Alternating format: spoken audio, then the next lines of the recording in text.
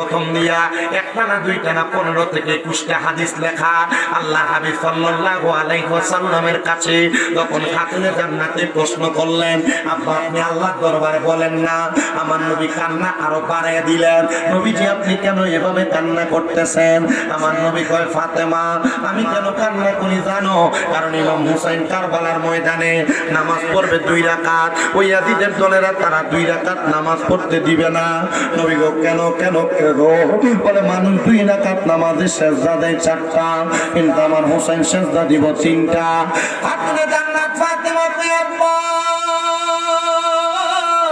ও আব্বা গো, আপনি যদি আল্লাহ তাআলার কাছে বলেন আমার আল্লাহ তাআলা হুসাইনের শেষ নামাজের শেষ সেজদাটা দুনিয়াতে আদায় করতে দিবে।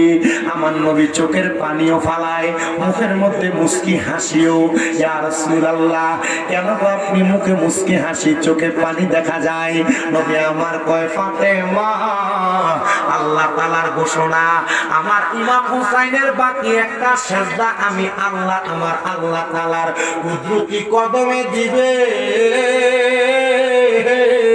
হুসাইন যখন একটা সেজদা ময়দানে মাসুরি আমার আল্লাহ তাআলার কুদরতি কদমে দিবে গো, আমার হুসাইন ততক্ষণ পর্যন্ত মাথা মুবারক উঠাবে না যতক্ষণ পর্যন্ত হুসাইনের নানার উম্মতদেরকে আল্লাহ জাহান্নামী থেকে জান্নাতি বানাইছে।